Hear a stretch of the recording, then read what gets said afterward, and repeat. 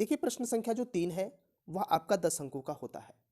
यह आपके जो गद्य खंड में दिए गए अध्याय हैं उन्हीं में से किन्हीं 2 अध्यायों से आपके 2 पैसेज को 2 गद्यांश को उठाया जाता है और उन गद्यांशों पर आधारित 5 प्रश्न को बनाया जाता है और उन 5 प्रश्नों के उत्तर आपको देने होते हैं। पहला प्रश्न तो एकदम फिक्स है कि आपको लेखक का नाम और पाठ का नाम जानना है। इसलिए क्यों ना जितने भी पाठ हैं, लेखक हैं, वो सब के सब आप तैयार कर लीजिए, आपके 2 अंक तैयार हैं। इसमें देखिए धरती माता की कोख में यानी पृथ्वी ने अपने कोख में अपने अंदर जो अमूल्य निधियां भरी है, अपने अंदर जो अमूल्य जिसका मूल्य नहीं आंका जा सकता है, ऐसी अमूल्य निधियों को पृथ्वी ने अपने गर्भ के अंदर धारण किया है। इसी के अंदर से आप डीजल, पेट्रोल, जल, सोना, चांदी, मोती, ये सारी चीजें ये पृथ्वी के गर्भ से ही तो मिल रही हैं। कारक के जिनके कारण वह वसुंधरा कलर, यही गुण है जिसके कारण उसको क्या कहा गया है, वसुंधरा कहा गया है। इस धरा को उससे कौन परिचित न होना चाहेगा, आखिर उससे कौन परिचित नहीं होना चाहेगा कि पृथ्वी ने अपने कोख में कहां पर किन बहुमूल्य चीजों को रखा हुआ है। लाखों करोड़ों वर्षों से अनेक प्रकार की धातुओं को, लाखों करोड़ों वर्षों से अनेक क्योंकि धातुओं से ही आप अपने श्रृंगार के साधन बनाते हैं, आभूषण बनाते हैं, गहना बनाते हैं, जिससे आप अपनी शारीरिक सौंदर्यता को बढ़ाते हैं। तो वही कह रहा है कि लाखों करोड़ों वर्षों से अनेक प्रकार की धातुओं को पृथ्वी को पीस पीस कर अगणित प्रकार की मिट्टियों से पृथ्वी की देह को क्या किया है, सजाया है। यानी तमाम प्रकार की धातुओं को एकदम पीस पीस कर इस पृथ्वी को सजाया है, अर्थात इसको उपजाऊ बनाया है। पृथ्वी की सौंदर्यता कहाँ है, जहां वह उपजाऊ है। जहां बंजर है उसकी वह सौंदर्यता नहीं है। जहां उपजाऊ है कुछ अन्न दे सकती है, कुछ हमारे आवश्यकता की चीजों को दे सकती है, वही क्या है, सुंदर धरती की उदाहरण भी दी जाती है। हमारे भावी आर्थिक अभ्युदय के लिए, हमारे भविष्य में हमारे आर्थिक, हमारे धन के बढ़ावा के लिए इन सब की जांच पड़ताल क्या है, आवश्यक है कि पृथ्वी में कहां पर क्या चीज है, उसकी जांच पड़ताल करना क्या है, आवश्यक है। इस पे आधारित आपके 5 प्रश्न बनाया है। पहला प्रश्न है, उपर्युक्त गद्यांश का संदर्भ लिखिए। उपर्युक्त गद्यांश का संदर्भ लिखना, तो आप संदर्भ देखिए, इत्मीनान से सुनिए, वैसे लिखिएगा। वैसे तो हमने इसका भी वीडियो अपलोड कर दिया है, गद्यांश आधारित आपका वासुदेव शरण अग्रवाल का, आप जाएंगे राष्ट्र के स्वरूप का पूरा आपको वीडियो मिल जाएगा। तो प्रस्तुत आप लिखेंगे कि प्रस्तुत गद्यांश स्वपठित, थोड़ा सा आप तत्सम शब्दों का यूज करिए, स्वपठित पाठ्यपुस्तक सामान्य हिंदी के गद्य खंड में संकलित राष्ट्र के स्वरूप के भूमि नामक शीर्षक से लिया गया। क्योंकि आप उसमें भूमि है, जन है, संस्कृत है, तो उसमें 3 पार्ट है। तो देखिए ये भूमि वाले शीर्षक से लिया गया। तो आप लिखे कि प्रस्तुत गद्यांश स्वपठित पाठ्यपुस्तक सामान्य हिंदी के गद्य खंड में संकलित राष्ट्र के स्वरूप के भूमि नामक शीर्षक से लिया गया है, जिसके लेखक वासुदेव शरण अग्रवाल जी है। यह आपका 2 अंक हो गया। धरती वसुंधरा क्यों कहलाती है? दूसरा प्रश्न है कि धरती वसुंधरा क्यों कहलाती है? धरती को वसुंधरा क्यों कहा गया? क्योंकि पृथ्वी ने अपने कोख के अंदर अमूल्य निधियों को धारण करके रखा है, इसलिए पृथ्वी को वसुंधरा कहा गया है। तीसरा प्रश्न है, रेखांकित अंश की व्याख्या कीजिए। हमने रेखांकित अंश या पूरे की व्याख्या पहले ही बता दिया है, उसको आप लिख लीजिएगा, वीडियो लंबी होगी। पृथ्वी की देह को किसने सजाया है? पृथ्वी की देह को किसने सजाया? तो पृथ्वी की देह को अगणित प्रकार के मिट्टियों से, यानी उसको पीस पीस कर क्या किया है, सजाया है। पृथ्वी की देह को किसने सजाया है? लाखों करोड़ों वर्षों से अनेक प्रकार की धातुओं ने, अनेक प्रकार की जो धातुएं हैं उन्हीं को पीस पीस कर इस पृथ्वी की देह को किसने क्या किया है, सजाया। किसने सजाया? धातुओं ने सजाया है।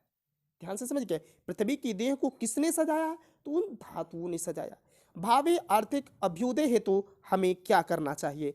भावी आर्थिक अभ्युदय हेतु हमें पृथ्वी के गर्भ में कहां पर कौन सी चीज है उसकी जांच पड़ताल क्या करनी चाहिए, करनी चाहिए।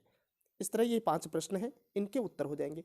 अथवा में आपका दिया, दोनों में से कोई एक ही करना होगा। अशोक का फूल उसी मस्ती में हंस रहा है। अशोक का फूल उसी मस्ती में हंस रहा है, यानी आपकी कोई बुराई करे, आपकी अच्छाई का बखान करे, आपको उन सारी चीजों को इग्नोर करते हुए, यानी पुराने समय में आपकी बहुत अधिक इज्जत थी, वर्तमान परिवेश में आपको तुच्छ विचार से, तुच्छ नजरों से कोई देख रहा है तो आपको उदास होने की आवश्यकता नहीं है। वही चीज इसमें, अशोक का फूल उसी मस्ती में हंस रहा है कि तब एक समय था कालिदास के समय, तो इसका वर्चस्व, इसका आदर, इसका सम्मान क्या था और आज क्या है। यानी मनुष्य इतने भुलक्कड़ है कि आज अगर कोई भी अगर अच्छाई है तो ठीक है, इस समय ठीक है, लेकिन थोड़े दिन में उसको भूल जाएगा। फिर कह रहा कि पुराने चित्र नहीं होना चाहिए, चित्त होना चाहिए। चित्त से इसे देखने वाला उदास है। पुराने चित्त से यानी पुराने हृदय से इसको देखने वाला आज भी क्या है, उदास है। वह अपने आप को पंडित समझता है। यानी केवल शब्दों के ज्ञान वाले व्यक्ति को पंडित का तात्पर्य पंडित ब्राह्मण नहीं, विद्वान से है, यानी विद्वता से है। तो कह रहा है कि वह अपने आप को पंडित समझता है। यानी पंडितता यानी विद्वता केवल शब्दों के ज्ञान मात्र से नहीं है, उसे सामाजिक परिवेश में, समाज में क्या चीजें हो रही हैं उसका भी ज्ञान उसको होना आवश्यक है, क्योंकि उसे इस संसार से मुक्ति वो शब्द ज्ञान नहीं अपितु तो समाज में क्या चीजें कैसे चल रही उसका भी ज्ञान होना आवश्यक है। पंडिताई भी एक बोझ है। कहा कि केवल शब्दों के ज्ञान को लेकर चलेंगे और सामाजिक चीजों से जुड़े नहीं रहेंगे तो ऐसी पंडिताई को क्या बताया गया है, बोझ बताया गया। जितनी ही भारी होती है, क्योंकि इन प्रकार के शब्दों का ज्ञान जो समाज से बिल्कुल अछूते हैं, तो कह रहा कि ये जितनी भारी होती है उतनी ही तेजी से क्या करती है, डूबती है, जब वह जीवन का अंग बन जाती है। लेकिन जब आप उस विद्वता को समाज के साथ जोड़ते हुए अपने जीवन का अंग बनाते हैं तो वह सहज हो जाती है, तब वह बोझ नहीं रहती है। इसलिए कभी भी अपने ज्ञान का किसी भी व्यक्ति को घमंड नहीं करना चाहिए। वह उस अवस्था में उदास भी नहीं करते, वह उस अवस्था में भी करे कि वह विद्वता जो ज्ञान है अगर जीवन के साथ जोड़ के चलेंगे तो वह कभी आपको उदास नहीं करती। कहाँ अशोक का कुछ भी नहीं बिगड़ा है। वह जो अशोक वृक्ष की, अशोक के पुष्प की बात की गई है उसका कुछ नहीं बिगड़ा। कितनी मस्ती में झूम रहा है। आज भी वो उसी मस्ती में कि पुराने समय में हमको क्या इज्जत मिली क्या नहीं मिली, उस चीज को अगर भूल के वर्तमान में अगर जीने का प्रयास करेंगे तो आप सदैव प्रसन्न रहेंगे। ये सोचे कि पीछे हमारे साथ क्या हुआ, अगर उस चीज को सोच के चलेंगे तभी दुखी रहेंगे। भविष्य में क्या होगा तभी दुखी। वर्तमान को लेके अगर चलेंगे तो सबसे प्रसन्न रहेंगे। कालिदास इसका रस ले सके थे अपने ढंग से, मैं भी ले सकता हूं अपने ढंग से। उदास होना क्या है, बेकार है। पुराने में क्या इज्जत मिले उसको छोड़ दीजिए, क्या मिलेगा उसको भी छोड़ दिए। वर्तमान में जहां है वहीं से जीना प्रारंभ करिए, वह आपके लिए लाभदायक होगा। प्रश्न आपका उपयुक्त गद्यांश का संदर्भ लिखिए। दिया उपयुक्त गद्यांश का तो लिख देंगे प्रस्तुत गद्यांश स्वपठित पाठ्यपुस्तक सामान्य हिंदी के गद्य खंड में संकलित अशोक के फूल नामक शीर्षक से लिया गया है, जिसके लेखक डॉक्टर हजारी प्रसाद द्विवेदी जी है। रेखांकित अंश की व्याख्या कीजिए। पंडिताई भी एक बोझ है, जितनी ही भारी होती है उतनी ही तेजी से क्या करती है, डूबती। यानी पंडिताई का तात्पर्य है विद्वता। यानी विद्वता केवल अगर शब्द ज्ञान मात्र ही है तो वह एक बोझ बन जाती है। वह शब्द ज्ञान जब समाज के साथ जुड़ के चलते हैं तो वह हल्की सी होती है। वह शब्द ज्ञान का अहंकार जब व्यक्ति के अंदर आ जाता है तो वह एकदम बोझिल होता जाता है, वह डूबता जाता है, वह उतनी तेजी से क्या करती है, डूबती। इसलिए शब्द ज्ञान और ज्ञान के साथ, विद्वता के साथ हमें समाज के साथ क्या करना है, मिलके चलना है। हमें अपने ज्ञान का कभी भी घमंड नहीं करना है। लेखक क्यों कहता कि उदास होना क्या है, बेकार है। लेखक क्यों कहता है कि उदास होना क्या है, बेकार है। लेखक के कहने का तात्पर्य देखिए थोड़ा सा उससे जटिल है ये। यानी पूरे को जब तक आप पढ़ेंगे, पूरे का कॉन्सेप्ट आपको क्लियर नहीं होगा तब तक आप इसको नहीं लिख सकते हैं।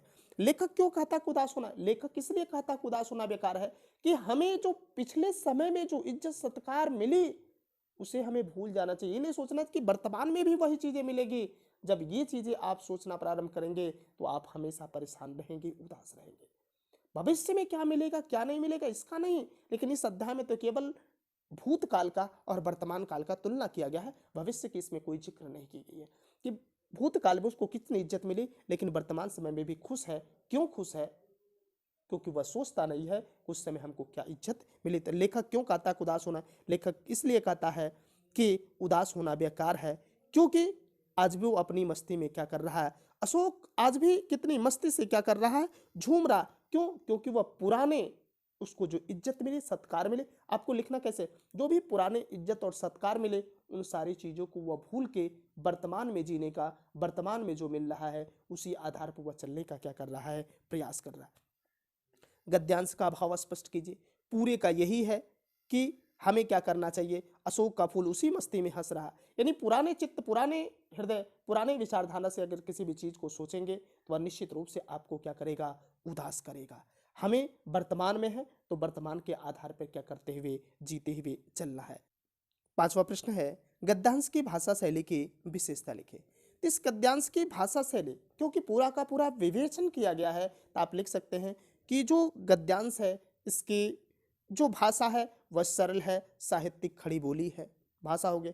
आप शैली में लिख देंगे कि विवेचनात्मक शैली का प्रयोग किया गया है।